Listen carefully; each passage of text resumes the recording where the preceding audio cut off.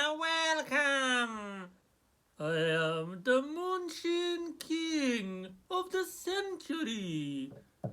Today I have a review for you for The Flash, released this year of the 2023. A terrible year, a terrible decade. But here we are, 3 years in, and we have The Flash. Now, this is a movie for sure. I have not done a review in so long, and I have no preparation for this. This is just all on the top of my boggin. The top of my nose, I give you info. Now, I watched this movie recently, a few days ago. The Flash. The only reason I was interested in this movie was because of the multiverse aspect. Because I knew Michael Keaton Batman was in this movie. And I have not seen him in a movie since that McDonald's film where he was a crook. He stole their burgers. He stole their land. He stole their investment. Michael Keaton. I like his acting. Or maybe it's his nose. But I was looking forward to that part. When The Flash was announced, I was not looking forward to The Flash. I do not care that much. And all the DC movies have been fairly useless so far in the universe they created. Batman and Robin is not what I was about to say. I was about to say Batman vs. Superman. That was disappointing. Man of Steel feels like 200 years ago since they made this. Wonder Woman, I was so confused why she was bouncing around like the Hulk. And sequel to Wonder Woman, yes, that was a silly movie, but I quite liked the ending for some reason. And I don't even remember hardly anything, except there was the Mandalorian guy being creepy and crazy. Whatever film, Justice League looked so bad, was so disappointing, could not compare to the Avengers one bit. And what else was there? Batman vs. Superman was disappointing. This is my brief reviews of those films. The Joker movie was interesting. I'll give it that to you. They're making another one with Harley Quinn, Lady Gaga as the Harley Quinn, eh? What other films have there been? Aquaman looked so weird to me, but it was a big hit. I have not watched many of these films in the cinema. I think the only ones I watched in the cinema, I did not watch Batman vs. Superman in the cinema. I did not watch Wonder Woman in the cinema, or the sequel, or Justice League. So I don't know which one I even watched. I watched Black Adam. Black Adam I actually quite enjoyed, except for the last third of that movie. Got very messy and crazy. But until the last third, I thought it was pretty solid and fun, at least. But yes, I watched Black Adam. Which other films are there? Joker I watched, but not in the cinema. So clearly not much desperation to watch these movies. And The Flash has been underwhelming, to say the least of you, at the box office. People do not show to this movie. So there's big problems with DC films. But I think this movie is actually the last one in the DC universe that they had from before. Because now they are rebooting with James Gunn. who will be rebooting the universe with Superman Legacy coming out in 2025. Only just yesterday he confirmed some castings for these crazy Hawk Girl and Superman. Well, Superman was already decided, but there was two others, so unusual characters. There was a Green Lantern casted, but not the same Green Lantern from before. A different character, I think, because it's a name I did not recognize. But anyway, just a little bit of background for The Flash. The Flash, yes, in the cinema I went to, there was hardly anyone there. I think there were maybe 6 people there, perhaps. There was a lot of people for John Wick 4 that I went to see. Not a lot for this. And I'm actually surprised because I thought Michael Keaton would be a big box office draw. He was the first gritty Batman. And even his Batman I don't think was that, well, certainly not realistic, but it was darker than the campy 1960s version.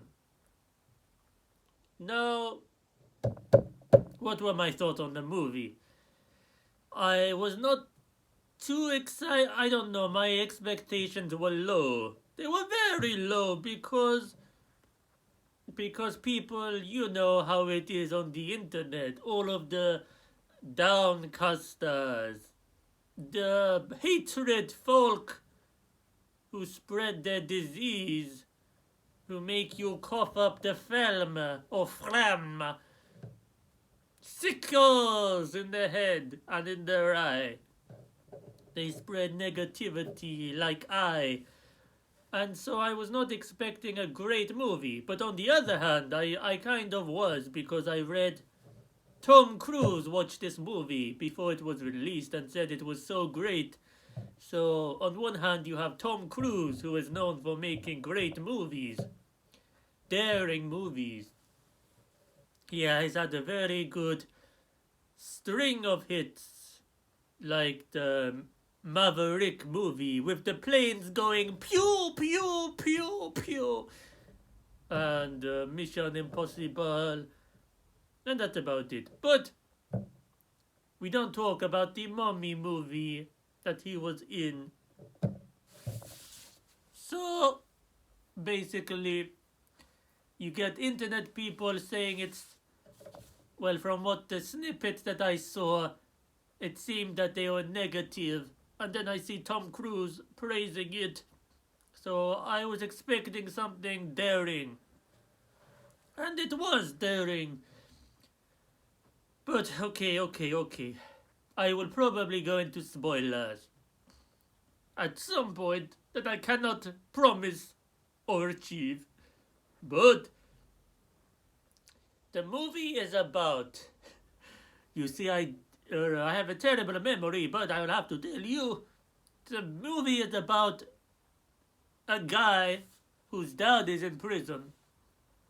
The guy is called Ezra Miller, and his father is in prison, who we saw that already from the the Justice League movie.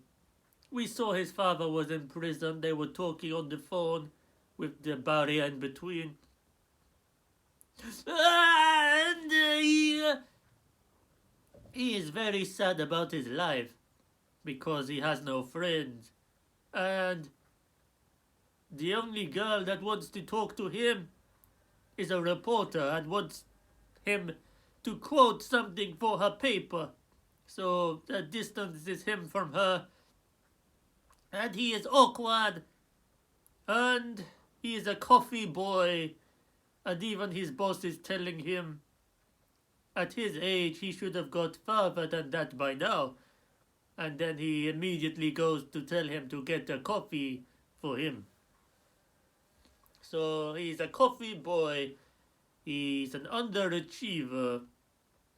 A hopeless love person. His father is in prison. and his mother was killed when he was a boy, and that's why his father is in prison. He was accused of murdering the mother, but the boy did not believe that ever. So he gets rejected from social circles. There are bullies at his work. Even Bruce Wayne rejects his him asking to hang out, even though they were already hanging out. So that just felt forced for the movie, to be honest. He says, "Some other time, kid." And this Bruce Wayne is Ben Affleck, who played Batman in Batman v Superman and Justice League. The same Ben Affleck that all the the crowd online was saying he would never return. He would never return. Get over it. Get over it. But he did return, as I suspected he would. But he still does not have his own solo movie. Where is the solo Batman Batfleck movie? Why is it always part of something else? Oh, well. So. Henry Cavill was not in the movie. That was a shame. It would have been nice to give him one last goodbye, I guess. In the movie. There was a Supergirl in the movie, and she was alright. It did not bother me, but... Wait, okay. This movie is about Barry Allen, aka Ezra Miller, running so fast that he goes back in time, intending to save his mother from doom. But he had been told by Bruce Wayne not to do this, because if he has any interaction with himself or someone else or his mother, then it's too close. It's too close, and he could ruin all of time and history and the universe. So he does something even crazier, which is he goes back in time anyway. But this time he meets himself on purpose. He deliberately goes and tackles himself against the wall. And I don't know what his plan was, but that's what he does. Because there were actually two Ezras now when he went back in time. It worked, by the way. Oh wait, I think I skipped something. Yes, so the whole premise, the whole story why his mother died is because his father forgot some tomato, or as they say in the movie, tomato. So the mother told the father to go get some tomato because she forgot to get another from the store that she went to that morning. So the father goes to get some. And then the mother is dead when he comes back. So that was, one moment in time that had a lot of consequence that was unforeseen. So when Ezra goes back in time, he can sort of poke his head through at any moment, it seemed. So he poked his head through at the time his mother was in the store earlier that morning. And he makes sure to put a can of tomato into her cart so that she goes home with this extra and has this extra can of tomato. So the father doesn't need to go to the store, and therefore the killer doesn't think no one is home, so then doesn't go into the house and randomly kill the mother in some accident. So he puts the can of tomato in the cart. The mother lives when he goes back. But unfortunately, he did not realize there would be another Ezra, I think. It's kind of weird to think maybe my details are fuzzy, but I don't remember if he thought he was going back to his own time or if he knew he was still in the past. I think he thought he went back to his time, but he really went to a time where there was a younger Ezra who is the Flash. But the Ezra is now 18 years old, and he had come to visit his parents. He from college. He had been at college, and now he comes back to visit his mommy and daddy. So, when the real, I would call him the real Ezra, when the real Ezra realizes that there's another Ezra, instead of hiding like I thought he was going to, you know, in Harry Potter, they say that you can't meet yourself.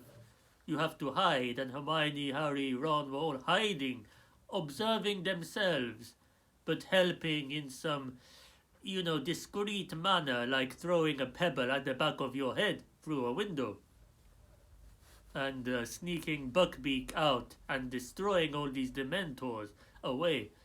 But in this version, the Flash just runs up to himself, the younger version of himself, and puts his hand on his mouth, and yes, they have a moment where they realize they are one another. And so, and then next scene, they're just in Ezra's room talking. So, that was surprising because the whole point why he did the can thing, the discreet, this is what I mean, the discreet can that he made sure was in the cart in the store, that goes out the window completely because now he's just talking to his younger self at 18. And I think the older Ezra is supposed to be like 25 perhaps, because they keep calling him, he looks old, you know, old man. His father said he looks like an old man. I think the younger Ezra calls him an old man. And the reality is, he doesn't look any different. The younger Ezra or the older, they look the same. So that's a weird thing about this film. He's supposed to be 18 versus a much older Ezra, but they look exactly the same, apart from the younger Ezra has longer hair. And that's it. He has longer hair. And I was actually confused because from the trailer or picture or something, I had the idea in my head there were going to be 3 Ezras in this movie that all looked the same. But there were not, there were actually 3 Ezras, but they did not all look the same. 2 of them did. I thought there was going to be a third that looked the same, you know, age or something, the same on screen, but there is a third Ezra who was like a secret Ezra. But that's skipping far ahead. But I am going to skip ahead anyway. So it turns out there was this other Ezra, but we didn't know who it was at first because as the normal Ezra is messing around with time and causing chaos, and there's this weird figure that jumps up because there's like this area that I don't know how to explain, some kind of bubble of some socket of space-time where Ezra can hang out, where he decides which area to pop his head in through the timeline. And it has all these crazy memories in this place. And at one point this random figure jumps out and... Ah yes, the figure is the one that kicked Ezra out to begin with. So Ezra thought he was going back to his own time, but there was this mysterious figure that kicks him out of this like ball of super atom space thing. And when he gets kicked out of that, that's what he uses to travel through time. So when he gets kicked out, he actually was in a different part than he wanted to be in. That's when the younger Ezra was there visiting his parents. The 18-year-old Ezra. This is a complicated movie, but yes, this is going to be difficult review. No notes at all. This is what you get. So, yes, if you thought Ezra was annoying, we purposefully get an extra annoying Ezra, the younger Ezra, who is 18 years old in this film. And basically their dynamic, the two Ezras, is the normal Ezra, the older one, is always annoyed with his younger one, who is really sort of hyper and annoying and, you know, like never listens. He's just in a rush. When he discovers he gets powers, he's just running about the place butt naked, causing mayhem.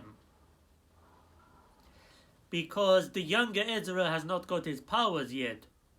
It just happened to be when the older Ezra came along, it was the very night or earlier in the day, when at night Ezra got his powers through a lightning at some laboratory. The lightning went through all of these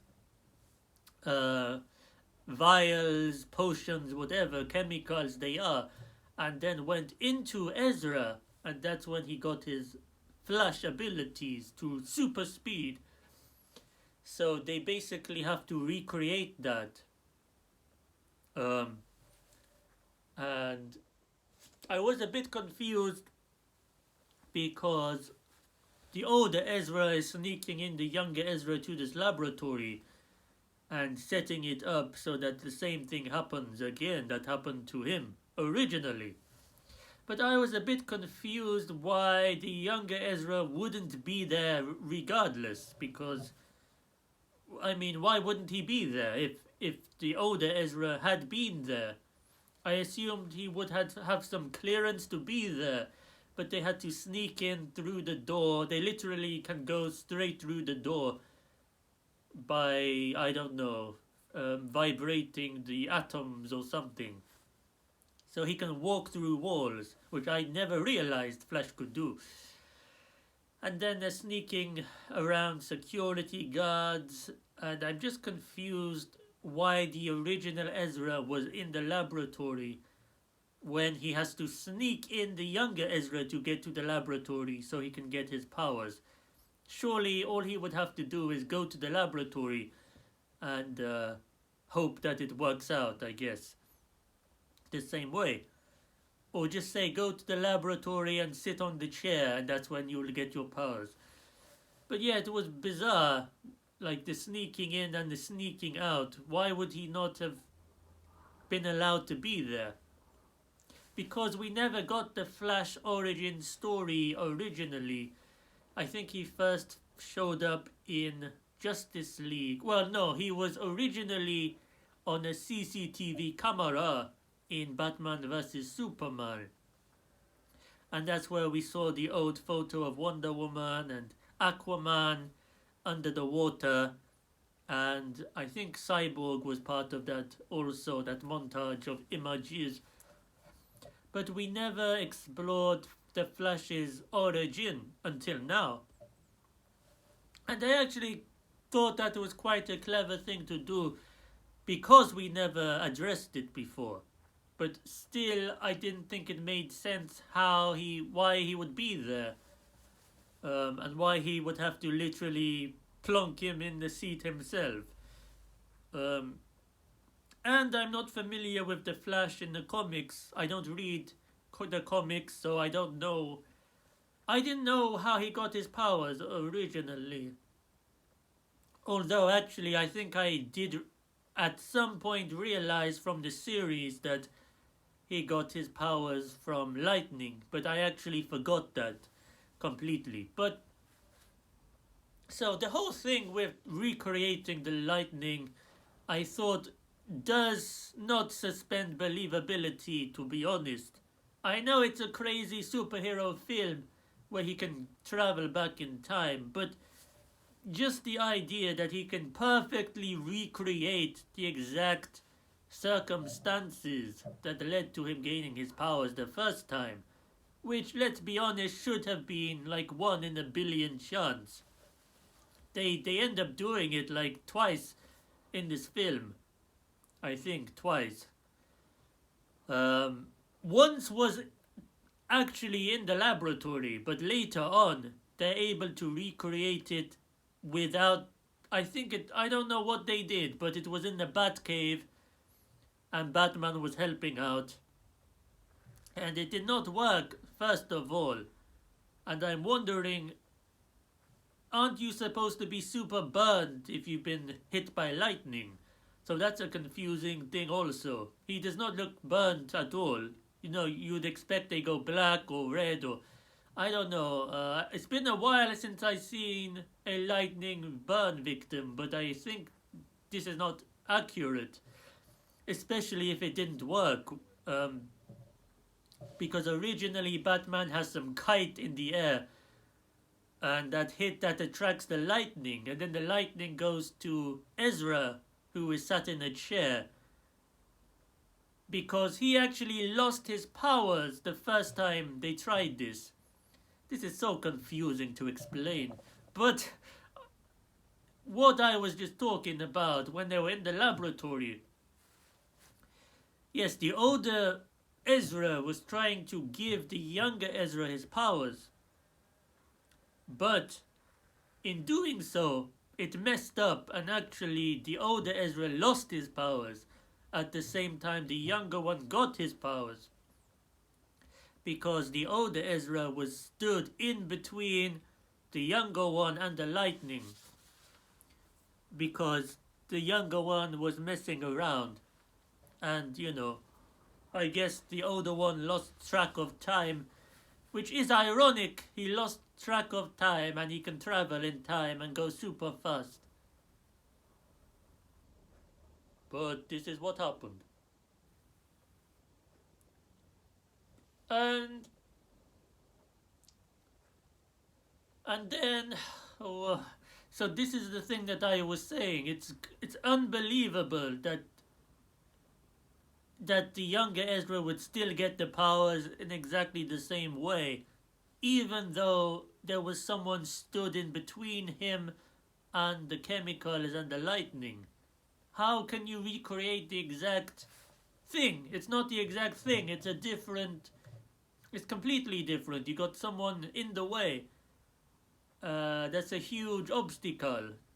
How does it lead to the same result? And then later on, you've got the bat kite that I mentioned. Bruce Wayne was, at the station turning on the electricity. And the first time it did not work. The lightning came through. It hit Ezra. It did not work. How is he not dead if it did not work? The lightning struck him and he did not die. So I don't know why. He even refused to wear protection that Batman was giving him. He was giving him the bat suit as a slight protection from the lightning, and he refused. He said it has to be full on to work. So having a little bit of a bat suit over you means it doesn't work. But earlier you can have someone stood in between you and the lightning, and then it still works somehow. But it did not work. But he did not die. But then Supergirl comes in. Supergirl was introduced earlier because they thought Clark Kent was in some Russian facility, and he was not. It was this girl. And I was confused why they did not know that it wasn't a man but a woman or a girl, because surely if he knew someone was held in a facility, this is on the Bat computer, who apparently has a back way into NASA and all these things. How did they not have a name come up or even a gender come up? How did they go all the way there and only then realize it was a girlie? I don't know how that works, but that's a whole other side quest, I guess. And confusing also.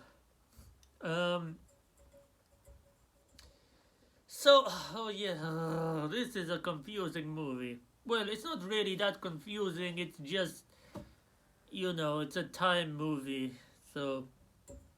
Where even was I? Oh yes, the Supergirl later on picks up Ezra and carries him all the way into the sky and just sort of holds him. and then for some reason the lightning strikes him, and then she brings him back down, and then it works again. He has his powers. So again, how... First of all, why did the lightning go...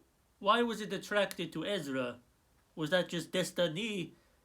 Or is that scientific, that if you hold a person up in the air, that the lightning is inevitable going to hit you? I was confused. I knew it was coming because she picked him up and immediately took him to the sky, so it was obvious that was going to happen, but I did kind of groan at it. Why did Supergirl even know what they were trying to do? She just came in and immediately picked him up and took him. How did she know what they were doing? I don't know, but he gets his powers back, so now there's two Ezras with powers in this timeline, the Michael Keaton timeline. And there was a reference. The first time he knew it was a different timeline is because they were referencing some actor being in Back to the Future, who we know as Michael J. Fox, who was the Marty in Back to the Future. But in this timeline, it was someone completely different. And there were these annoying friends of Ezra, the younger Ezra. They were all in this flat for some reason. This is probably the part of the movie I did not like the most, because it was just, they spent so much time with these annoying people in this apartment, just talking and being very bizarre. And it was kind of annoying. And we don't see any of those people again either, by the way. Only Ezra. And the other Ezra. Oh yes, talking about things that took a bit too long. The opening sequence, I think, took a bit too long. The whole... There was this skyscraper collapsing and babies falling out of the skyscraper. And, you know, I can say it's an impressive scene in some way, but it's all slow motion. Babies falling, and they look like such fake babies. They look like CGI babies. And there's all this rubble and glass flying about, and he has to save the babies. And he put a baby in the microwave. Before I saw the movie, I saw this on somewhere, it might have been Twitter, that he put a baby in a microwave, and I'm thinking, surely he didn't press the on button. But that's what I assumed. That's why I'm, you know, I was reading, the Flash is evil. He put the baby in a microwave. So I'm thinking, what? If they're acting so shocked, then surely it means he put the microwave on. But I'm pretty sure he did not put the microwave on. He just put the baby in the microwave to protect from all the shards, to protect from all of the rubble that's flying around. So yes, he saved all these babies and stuff. It went on too long, I think. It was kind of annoying. So, but the Ben Affleck Batman was around also. And he was in some big chase scene, which reminded me of something like the Dark Knight movies, because he was on that scooter type thing, I believe, that he had. But I couldn't help think it didn't look as good as the Christopher Nolan chase scenes, because they just didn't look as real somehow. And I think it was CGI that was the problem.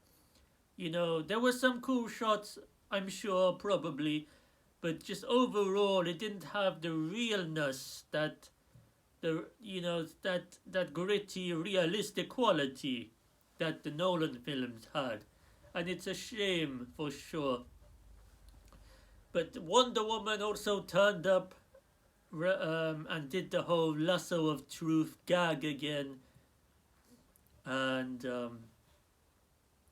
Batman, it got wrapped around Batman saying, I don't know, he has too much of an ego to say thank you, and it went around Ezra, who says he knows what some very creepy thing is, but has never done it or seen it or something, So, he is an awkward loner who's never had a girlie, basically.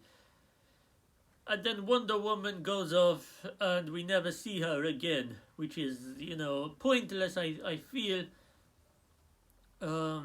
We don't see Cyborg, but he was mentioned by Ezra, who said Cyborg isn't a cyborg yet, and Wonder Woman isn't whatever yet. There's no sign of her.